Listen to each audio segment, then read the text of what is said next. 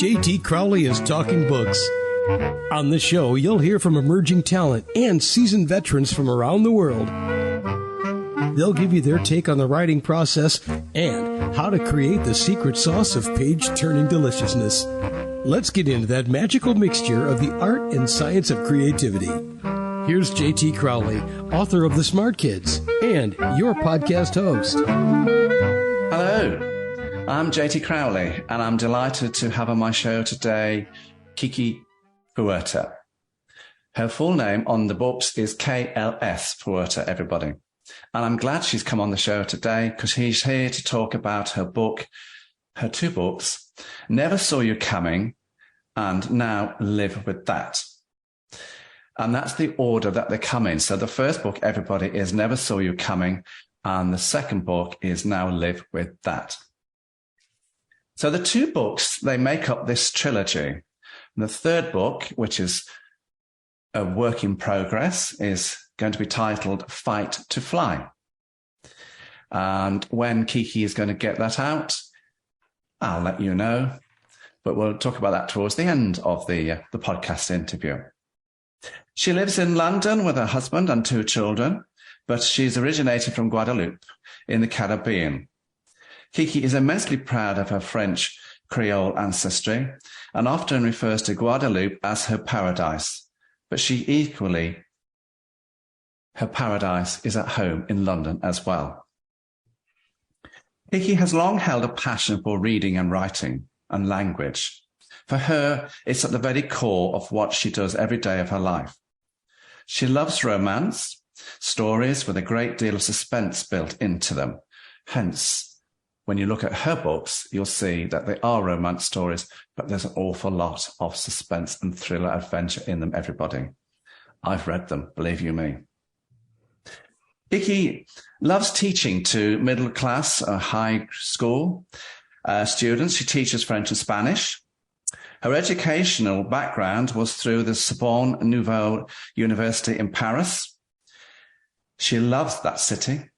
And she also finished off her teacher training program, her education for that at Oxford University. So everybody, we've got a real academic on the program today. I better watch my P's and Q's.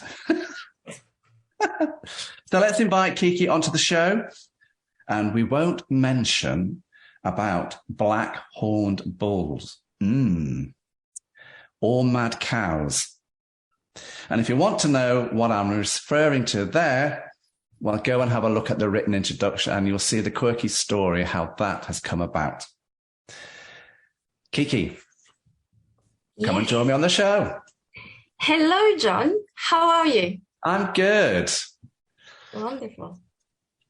And as they says, they can read all about the quirky story on the introduction, can't they? Yes. And Kiki, everybody has lots of quirky stories, but we thought we'd stick with that one. But there you go. So, Kiki, first thing that strikes me about your books is that you must read them in sequence, everybody. For reading the second book, Now Live With That, won't make sense. So, Kiki, let's turn to the first book, Never Saw You Coming. And boy, is that title aptly given, for Beatrice definitely didn't see that side of Edward coming. Kiki, let's head directly to the section, How Did I Get There? Yes. Why did you kickstart the book off like this?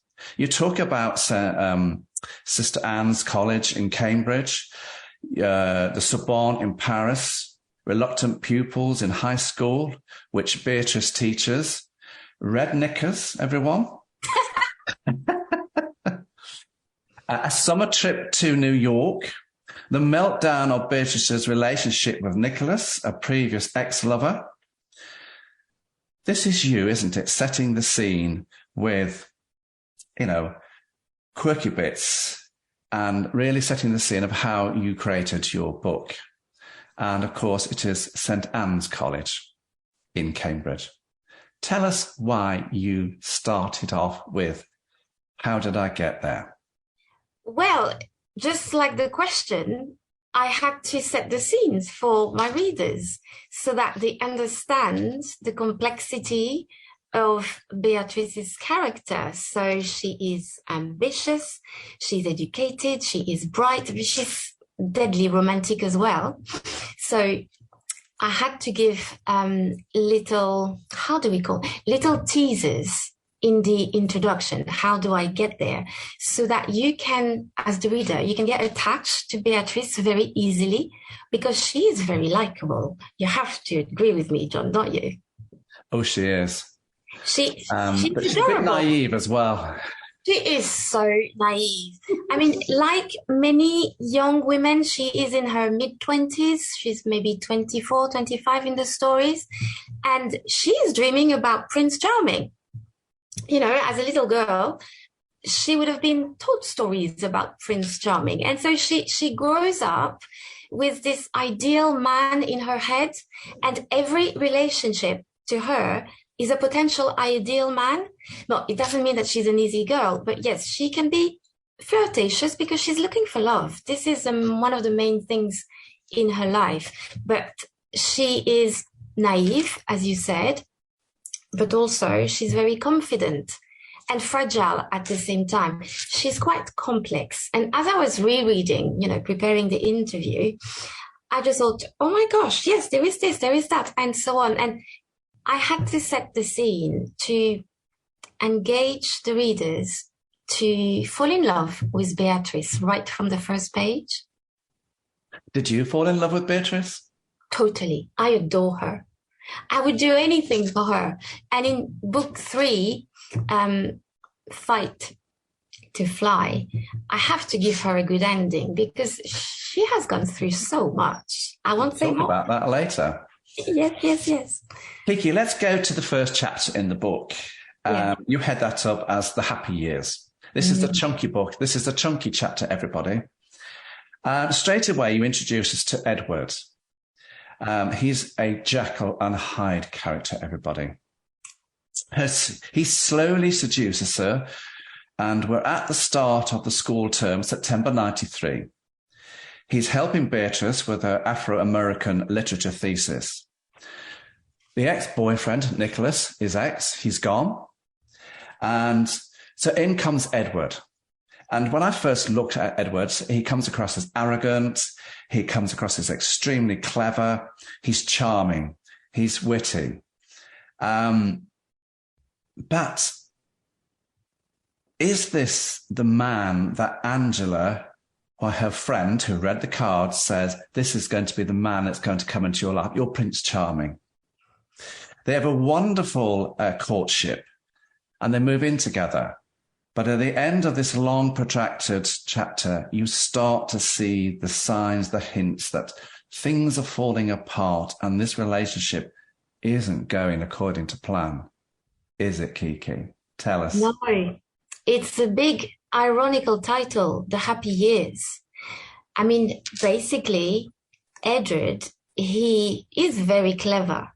And the thing with Beatrice is that she's attracted by clever guys, and she completely falls for him. He says the word, when I was doing my PhD, she doesn't hear about the title of the PhD or the fact that maybe he didn't succeed in his PhD. All she remembers is that he is PhD level. And so her friend who had read the cards to her predicted that she was going to meet this guy who is extremely hardworking and very clever. So Beatrice just puts 2 and 2 together and she decides this is him. So of course she lets herself being seduced by him, and he's very bright. So he works out very quickly what she needs and he presents to her what she needs. He will write poems, he will leave little notes, all the little, all the ticks that you have on a girl's ideal man's list. He's got to have this, he's got to have that. He does this, he fulfills it. So she falls under his spell, and she loves her friend Angela, who's been reading cards for her, and she just wants him to be that man who is meant to arrive into her life. So he ticks all the boxes, so much that he proposes to her. She accepts because he ticks all the boxes. They move in together. And as you said, things start to deteriorate because now that Edward has his prey in his cage, then he can let his true side come out. And he comes out as what Beatrice calls Dr. Jekyll and Hyde, because he's very manipulative. He becomes an abusive partner, not physically abusive, but emotionally abusive. Physically, there are some instances later. I won't say too much. We'll go there later. Yeah. And being very manipulative. So their relationship goes like this: ups and down, ups and down, ups and down. Tension, recover, tension, recover. It's very tiring. Poor girl. And I think the tension in your books is palpable. They're absolutely real page turners. The tension is there all the time. It's there in your face, tension. And as you said, never mind up and down. I think it's more like crash and wallop at times. It's basically, take me to paradise, but take me to hell the next time, and take me back to paradise, and we'll do another trip to hell, and so on. These characters do this, everybody. So let's move on to chapter 2. Yes. First touch with evil. Ooh, here we go, everyone. This is an interesting chapter, and I can't but feel that you're starting to ratchet up the tension here. Beatrice comes home from watching a film, The Last Temptation of Christ, to find Edward, now her husband, in an uncompromising position. And you introduce us to Ariana Manuel. This is where the trouble comes in, everybody. Now, this character is a 17-year-old student of his, who I think is quite a manipulative little so-and-so. Not so naive for her youthful years, so to speak, or is she? What's going on here, Kiki? Well, this chapter, which I call First Touch with Evil, basically to contrast from the happy years, is when she discovers the worst possible thing that any woman can find out, that your husband is having an affair. But it is even worse than just an affair. It is an affair with his students. He's not meant to do that. It's against the law.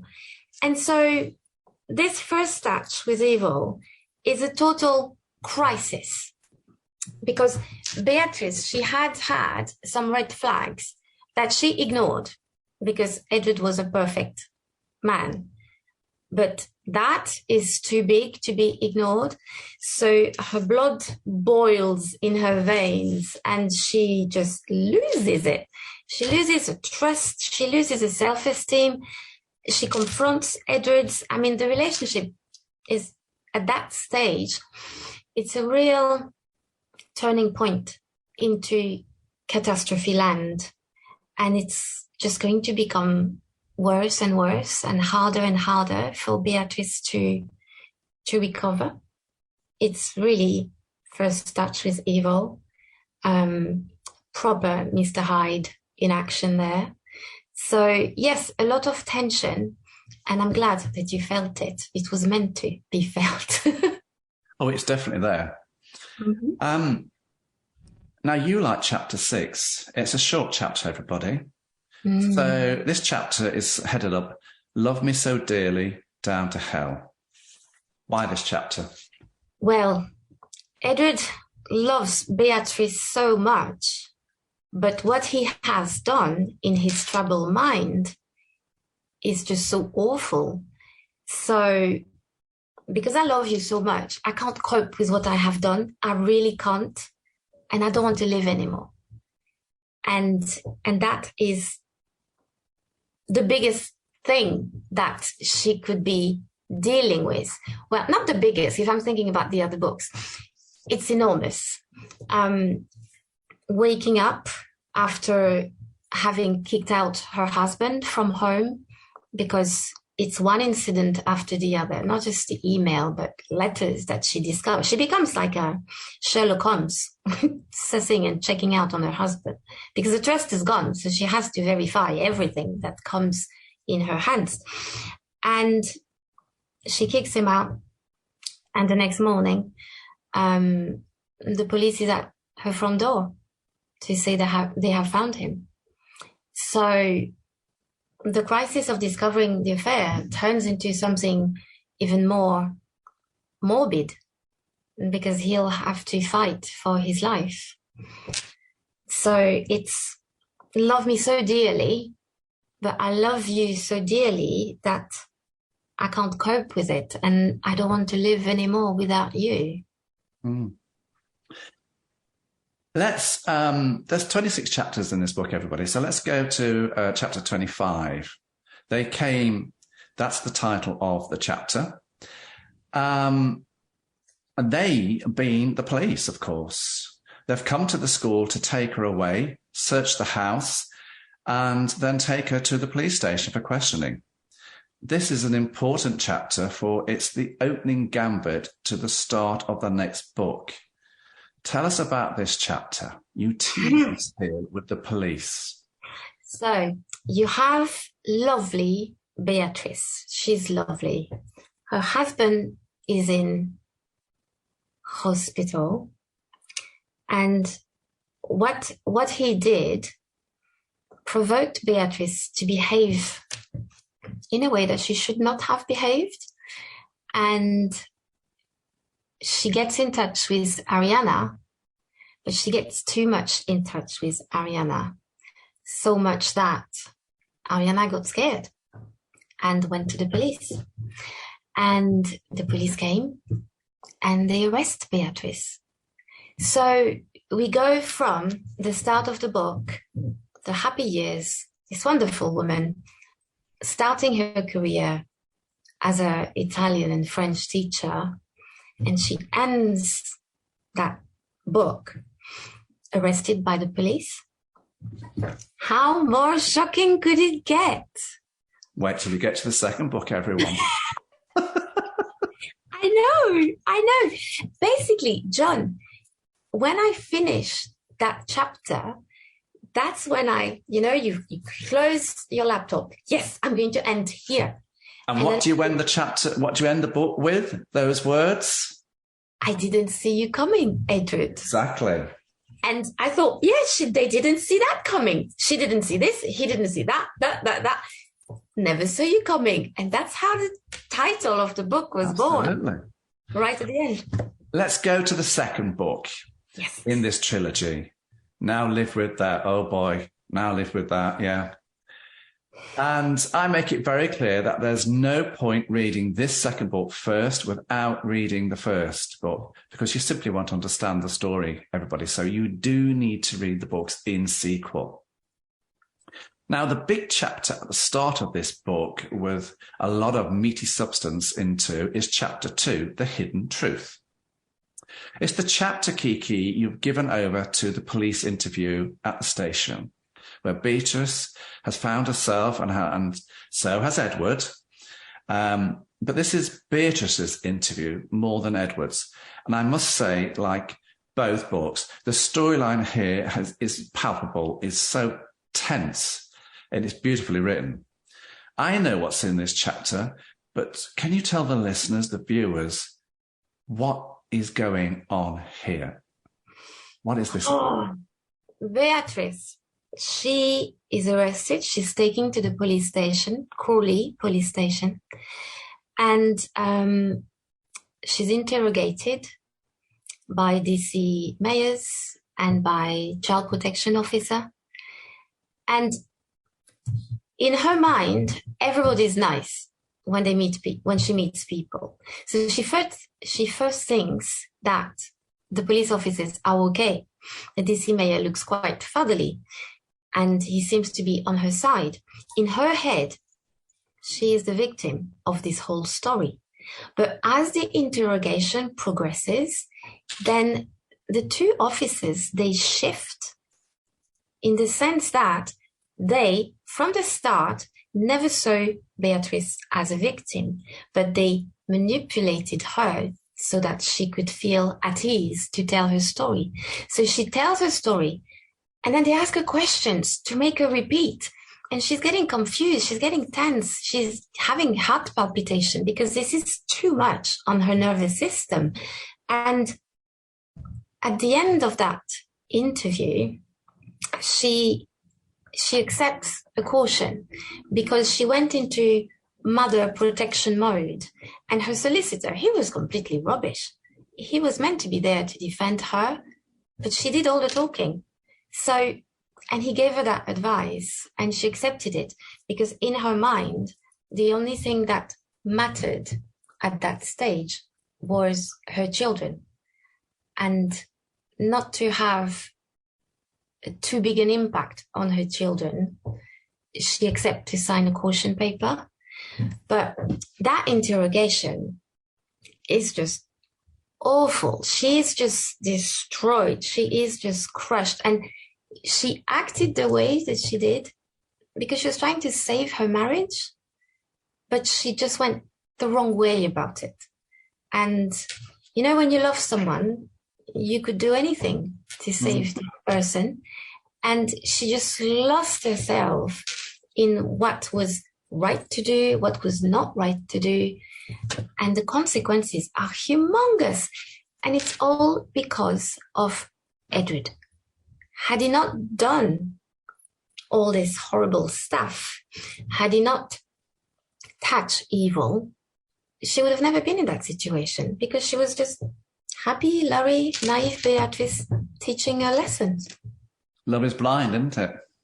Completely blind. And of course, this caution gets her into trouble, more trouble. We'll stop there for that one. Yes. Then you have to find out, everybody, how that pans out. And we're not going to tell you yet. Good. Kiki, in our previous chats before coming on the show, you wanted to talk about chapter 18 in this book, about to cross the line. It's a short but poignant chapter. So very briefly, tell us why you want to cover this particular chapter off here. Because I have given you so much tension. I have to give you something good for Beatrice. So her love story with Edward, I see it as an impossible love story. Okay? But then Beatrice, if you remember the beginning when I said she's very flirtatious and she's looking for true love, she's going to have a little bit of this in this colleague who started at her school called Lawrence. Oh, yes, Lawrence. And this chapter 18 is about setting the scene of another attraction for Beatrice. So she's attracted to Lawrence. She's so attracted to him, like from day one, she could not even look at him in the eyes because he's tall, he's black, he's gorgeous, he is bright. We know she likes clever men. And she can't even look at him because he's having some sort of tingling effect on her. And is Lawrence attracted by Beatrice? You have to find out. And that's why I wanted to mention this chapter 18, which is called About to Cross the Line. Yeah, because the next few chapters are all about crossing the line, you know, basically about to cross the line, crossing the line and gone over the line. Basically, they're 18, 19, 20. That's how they're headed up, everybody. But I want to take you, Kiki, on to chapter 23 in this second book, because this is an interesting chapter. Plans in Motion. Wait for this one, everybody. This is Edward. Well, we can't forget Edward. Absolutely. Planning for what? What's about to happen at the end of the book. Did you, in a sort of macabre sort of way, enjoy writing this chapter? Oh, my goodness, yes. Because I had so much fun with this chapter. Because Edward, we can't forget him. Yes, she's getting a little bit of happiness with Lawrence in the background, But Edward is really mean, and he's not happy about how the story ended in book one. So it's, it's this lover who is hurt and kind of wants revenge. So he's planning things, but I'm not telling you what he's planning because I want you to feel like, oh, what is going to happen here? There is something bad because nothing that Edward does is good, apart from really early in book one. Nothing that he does is good. His courtship was good, but that's it. So he is working out something Machiavellian about the story. He's got to have his revenge. I'm not telling you how, I'm just telling you he's planning it. And you have to think, what is he planning? Is it against Beatrice? Is it against the children? Is it against Lawrence? Is it against the school? What is he planning? I don't want to tell you. I want you to read more. And there is a surprise at the end, everyone. Let's go to chapter 27, Golden Journey. Yes. And because this is the journey to Paris, organised by Lawrence, Beatrice's a new lover, and it's about her birthday. But of course, you put us in Paris because you love Paris. You went to the Sorbonne Nouvelle University there, so Paris is a place that you know so well. So I wasn't surprised that you put the character there for a weekend trip to a hotel in Paris and to see all the scenes there. Tell us a little bit about Golden Journey. The Golden Journey, I wanted to have something beautiful, something magical, to give this sort of really special time to Beatrice and Lawrence. So they're going to Paris, and the Golden Journey is literally the feel is what they see, and they see Paris by night for the first time together. And their taxi driver, he's got these two English tourists. I mean, he doesn't know that Beatrice is French, but it doesn't matter. And at the back, so he just takes them to the most beautiful places in Paris as he's crossing the capital to go and take them to the hotel, which is not very far from the Eiffel Tower. So they move from Gare du Nord to a hotel near the Eiffel Tower, and all the lights, it's the Christmas period. So you have beautiful decorations everywhere. They pass in front of the big department store on the Boulevard Haussmann, and then they pass by the British Council. And all these places Beatrice knows because she has studied in Paris. She is from Paris. So it's a really romantic, magical time for her and Lawrence as they come out of Gare du Nord going towards the hotel.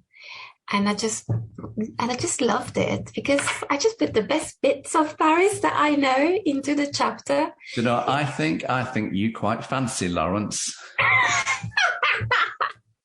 Probably. I think she does, everyone. I think she fancies Lawrence. That's why she created the character like that. This Lawrence was created to be nothing but amazing and sexy and clever. And, yes, I probably fancy Lawrence. I wish she was real. Oh, dear. Let's go to chapter 30, La Vie en Rose. Yes. This is quite a sensual chapter. The sex scene in Paris before the unforeseen twist in the next and last chapter. Did you enjoy writing this chapter? I think you did. I did. Can I tell you how that chapter came about? Well, I'm hoping you are. Okay. I had a dream. In that dream, I was attending a writing class. Okay.